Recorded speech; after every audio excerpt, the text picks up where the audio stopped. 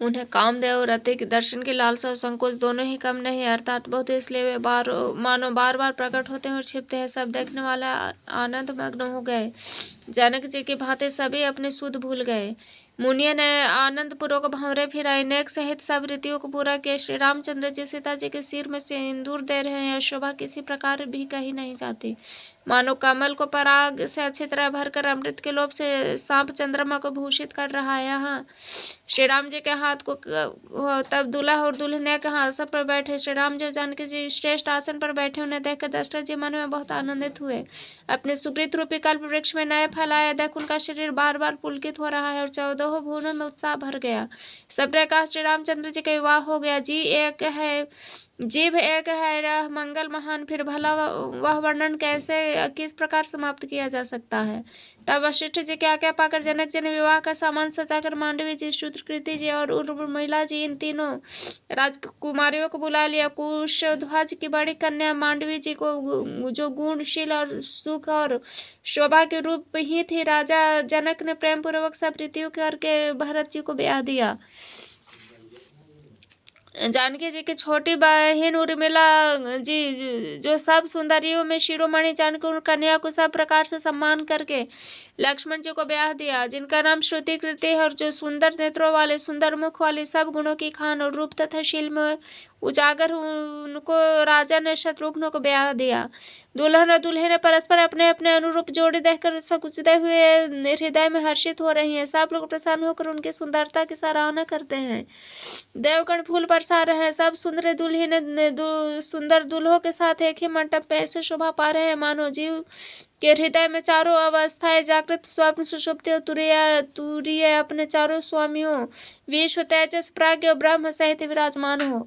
सब पुत्रों को बहू सहित देखकर अवध नरेश दशरथ जी ऐसे आनंदित है मानो वे राजाओं के शिरोमणि क्रियाओं, यज्ञ क्रिया, श्रद्धा क्रिया, योग क्रिया और ज्ञान क्रिया सभी चारों फल पा गए हूँ। श्री रामचंद्र जी के विवाह की जैसी विधि वर्णन की गई उसी रीति से सब राजकुमार के विवाह गए। दहेज की अधिकता कुछ कही नहीं जाती। सारा मंडप सोने और मणियों से भर गया। बहुत से कंबल, वस्त्र और भांति भांति के विचित्र रेशमी कपड़े से थोड़ी कीमत के न अर्थात बहुमूल्य थे, तथा हाथी, रथ, घोड़े, दास दासियां, गहनों से सजी हुई कामधेनु, सरीखे, गायें, उन्होंने आदि अनेक वस्तुएं जिनकी गिनती कैसे की जाए उसका वर्णन नहीं किया जा सकता। जिन्होंने देखा वही जानते। उन्हें देखकर लोकपाल भी सिहा गए। अवधराज दशरथ जी ने सुख मानकर प्रसन्नचित्त से सब कुछ ग्रहण किया और उन्होंने वह दहेज का सामान याचकों को जो जिसे अच्छा लगा दे दिया। जो बच रहा जनवासे में चला गया। तब जनक जी हाथ जोड़कर सारी बारात का सम्मान करते हुए कोमल वाणी से बोले, आदर, दान, विनय और बड़ाई के द्वारा आपके बारात का सम्मान करके राजा जनक ने कहा, महान आनंद के साथ प्रेम पूर्वक मुनियों के समूह की पूजा वंदना की। सिर नमाकर देवताओं को मनाकर राजा हाथ जोड़कर सबसे कहने लगे कि देवता साधु तो भाव ही चाहते हैं। क्या एक अंजलि जल देने से कहीं समुद्र संतुष्ट हो सकता है। फिर जनक जी ने भाई सहित हाथ जोड़कर कौशलाधीश दशरथ जी से स्नेहशील और सुंदर प्रेम में सानकर मनोहर वचन बोले, है राजन, आपके साथ संबंध हो जाने से अब हम सब प्रकार से बड़े हो गए हैं। इस राजपाट सहित हम दोनों आप बिना दाम के ही लिए हुए सेवक ही समझिएगा। इन लड़कियों को टहनी मानकर नई दया करके पालन कीजिएगा। मैंने बड़ी ठिठाई कि आपको यहाँ बुला भेजा, अपराध क्षमा कीजिए। फिर सूर्यकुल के भूषण दशरथ जी ने समधि जनक को पूर्ण सम्मान का निधि कर दिया। उसके परस्पर विनय कही नहीं जाती। दोनों के हृदय प्रेम से परिपूर्ण है। देवतागण फूल बरसा रहे। राजा जनवास को चले। नगाड़े की ध्वनि, जय ध्वनि, वेद ध्वनि हो रही है। आकाश नगर में खूब कौतूहल हो रहा है। तब मुनीश्वर की आज्ञा पाकर सुंदरी संख्या मंगल कान करती हुई दुल्हनों सहित दुल्हों को लिवाकर कोहबर को चली। सीता जी बार बार राम जी को देखती है और सकुचा जाती है, पर उनका मन नहीं सकुचता। प्रेम के प्यासे उनके नेत्र सुंदर मछलियों के छवि को हर रहे हैं। श्री रामचंद्र जी का सांवला शरीर स्वभाव से है सुंदर, उनकी शोभा करोड़ों कामदेव को ले जाने वाले हैं। महावर से युक्त चरण कमल बड़े सुहावने लगते हैं, जिन पर मुनियों के मन रूपे भौरे सदा छाए रहते हैं।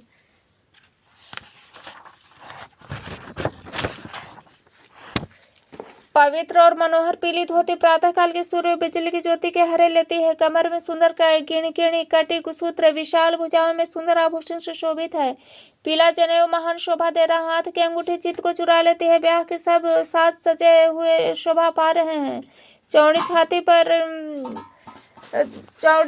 पर हृदय पर पहनने के लिए सुंदर आभूषण सुशोभित है। पीला दुपट्टा कांखा सोते जनेऊ की तरह सुशोभित है, जिनके दोनों छोरों पर मणि और मोती लगे हैं। कमल के समान सुंदर नेत्र, कानों में सुंदर कुंडल और मुख तो सारे सुंदरता का खजाना ही है। सुंदर भव्य मनोहर नासिका, ललाट पर तिलक तो सुंदरता का घर ही है, जिसमें मंगलमय मोती और मणि गुथे हुए ऐसा मनोहर मोर माथे पर सो रहा है। सुंदर मोर में बहुमूल्य मणियां गुथी हुई है। सभी अंग चित्त को चुराए लेते हैं। सब नगर किसी स्त्री और देव सुंदर या दुल्हे को देखकर तिनका तोड़ रही है और मणि वस्त्र तथा आभूषण निछावर करके आरती उतार रही है, मंगल गान कर रही है, देवता फूल बरसा रहे हैं, सूत माघ तथा भाट सुए सुना रहे हैं। सुहागिनी स्त्री सुख पाकर कुंवर और कुंवारियों को कोहबर में लाई और अत्यंत प्रेम से मंगल गीत गा कर लौकिक रीति करने लगी। पार्वती जी श्री रामचंद्र जी को कौर वर वधु का परस्पर ग्रास देना सिखाती हैं और सरस्वती जी सीता जी को सिखाती हैं कि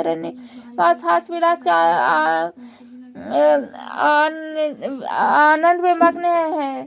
श्री राम जी सीता जी को देख कर सभी जन्म का परम फल प्राप्त कर रहे हैं। अपने हाथ की मणि में सुंदर रूप में के भंडार श्री रामचंद्र जी के परिचय दिख रहे हैं। यह देखकर जानकी श्री दर्शन के वियोग होने से भय से बहु रूपी लता को दृष्टि से हिलाती डुलाती नहीं। उस समय के हंसी ख्याल विनोद का आनंद और प्रेम कहा नहीं जा सकता, उसे सखिया ही जानते हैं। तदंतर बनकर वर कन्याओं को सब सुंदर सखिया जनवासी को लिवा चली। उस नगर में आकाश में जहाँ सुने वह आशीर्वाद की ध्वनि सुनाई दे रही है, महान आनंद छाया है।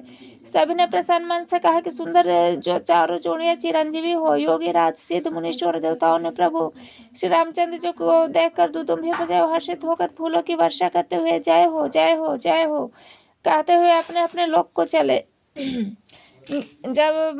तब सब चारों कुमार बहू से पिताजी के पास ऐसा मालूम होता था मानो शोभा मंगल आनंद से बहर कर जनवास से उमड़ पड़ा हो।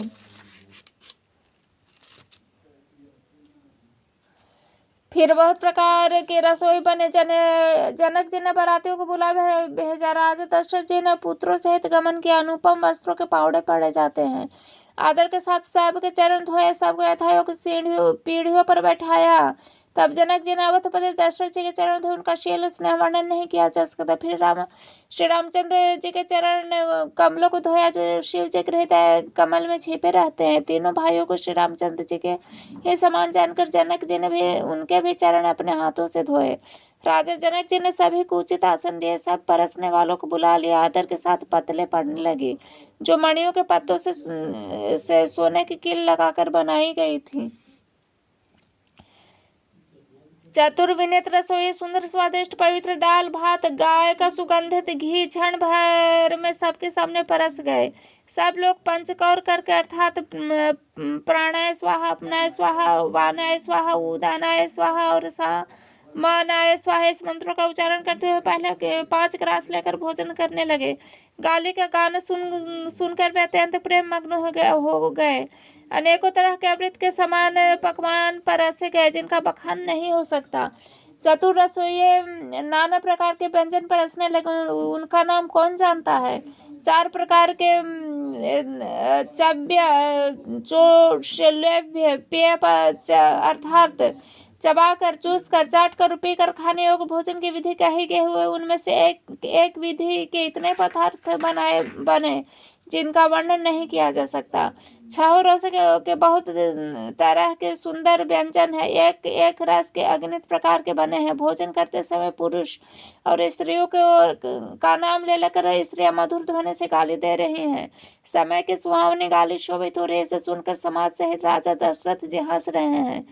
और इस रीति से सभी ने भोजन किया। तब सबको आदर सहित आचमन दिया गया। फिर पान देकर जनक जी ने समाज सहित दशरथ जी का पूजन किया। सब राजाओं के सिरमौर श्री दशरथ जी प्रसन्न होकर जनवासे को चले। जनकपुर में नित्य मंगल हो रहे हैं, दिन और रात पलक के समान बीत जाते हैं। बड़े सवेरे राजाओं के मुकुटमणि दशरथ जी जागे, याचक उनके गुण समूह का गान करने लगे। चारों कुमारों को सुंदर वधु सहित देखकर उनके मन में जितना आनंद है वह किस प्रकार कहा जा सकता है। वे प्रातः क्रिया करके गुरु वशिष्ठ जी के पास गए। उनके मन में महान आनंद और प्रेम भरा है। राजा प्रणाम और पूजन करके फिर हाथ जोड़कर मानो अमृत में डुबोई हुई वाणी बोले, हे मुनिराज सुनिए, आपकी कृपा से आज मैं पूर्ण काम हो गया। हे स्वामिन, अब सब ब्राह्मणों को बुलाकर उनको सब तरह से सजी हुई गाय दीजिए। सुनकर गुरु जी ने आगे राजा की बड़ाई करके फिर मुनिगणों को बुलवा भेजा। तब वामदेव, देवर्षि नारद, वाल्मीकि, जाबाने, विश्वामित्र आदि तपस्वी श्रेष्ठ मुनियों के समूह आए। राजा ने सबको दंडवत प्रणाम किया और प्रेम सहित पूजन करके उन्हें उत्तम आसन दिए। 4 लाख उत्तम गाय मंगवाई जो कामधेनु के समान अच्छे स्वभाव वाली सुहावनी थी। उन सब को सब प्रकार से गहनों कपड़ों से सजाकर राजा ने प्रसन्न होकर भूदेव ब्राह्मणों को दिया। राजा बहुत तरह से विनती कर रहे हैं, जगत में मैंने आज ही जीने का लाभ पाया है। ब्राह्मणों से आशीर्वाद पाकर राजा आनंदित हुए। फिर याचकों के समूह को बुलवा लिया और सबको उनकी रुचि पूछकर सोना, वस्त्र, मणि, घोड़ा, हाथी, रथ, सूर्यकुल को आनंदित करने वाले दशरथ जी ने दिए। वे सब गुणानुवाद करते हुए सूर्यकुल के स्वामी की जय हो, जय हो, जय हो कहते हुए चले। इस प्रकार श्री रामचंद्र जी का विवाह उत्सव हुआ, जिसे सहस्त्र मुख है, शेष भी उनका वर्णन नहीं कर सकते।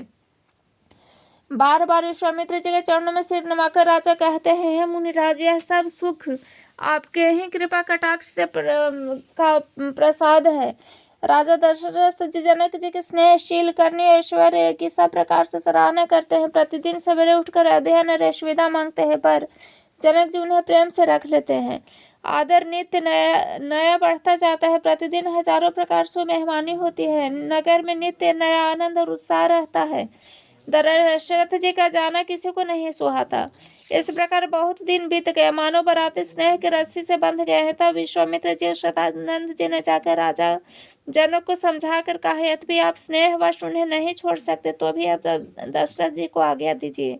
हे नाथ, बहुत अच्छा कहकर जनक जी ने मंत्रियों को बुलवाया। जय जीव कहकर उन्हें मस्तक नवाया। जनक जी ने कहा, अयोध्यानाथ चलना चाहते हैं, भीतर निवास में खबर कर दो। यह सुनकर मंत्री, ब्राह्मण, सभा सद राजा जनक भी प्रेम के वश हो गए। जनकपुर वासियों ने सुना कि बारात जाएगी, तब वे व्याकुल होकर एक दूसरे से पूछने लगे, जाना सत्य है? यह सुनकर सब ऐसे उदास हो गए मानो संध्या के समय कमल सूख जा गए हों। आते समय जहाँ जहाँ बाराती ठहरे थे वहाँ वहाँ बहुत प्रकार से सीधा रसोइया का सामान भेजा गया। अनेकों प्रकार के मेवे, पकवान, भोजन की सामग्री जो बखानी नहीं जा सकती, अग्नित बैलों कहारों पर भर भर कर भेजे गए। साथ ही जनक जी ने अनेक सुंदर शैयाएं भेजी। 1 लाख घोड़े, 25,000 रथ, सब नक से शिख तक के सजाए हुए, 10,000 सजे हुए मतवाले हाथी, जिसे देखकर दिशाओं के हाथी भी लजा जाते हैं। गाड़ियों में भर भर के सोना, वस्त्र और रत्न और भैंस, गाय तथा और भी नाना प्रकार की चीजें दी।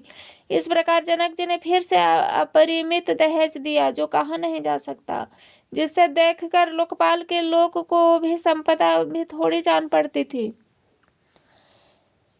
इस प्रकार सब सामान सजाकर राजा जनक ने अयोध्यापुरी को भेज दिया। बारात चली। यह सुनते ही सब रानियां ऐसे विकल हो गई मानो थोड़े जल में मछलियां छटपटा रही हों। वे बार बार सीता जी को गोद कर लेती और आशीर्वाद देकर सिखावन देती, तुम सदा अपने पति के प्यारी हो, तुम्हारी सुहाग अचल हो, हमारी यही आशीष है। सास ससुर गुरु की सेवा करना, पति का रुख देकर उनकी आज्ञा पालन करना, सयानी सखियां अत्यंत स्नेह के वश होकर कोमल वाणी से स्त्रियों के धर्म सिखलाती हैं। आदर के साथ सब पुत्रियों को स्त्री धर्म समझाकर रानियां बार बार उन्हें हृदय से लगाया।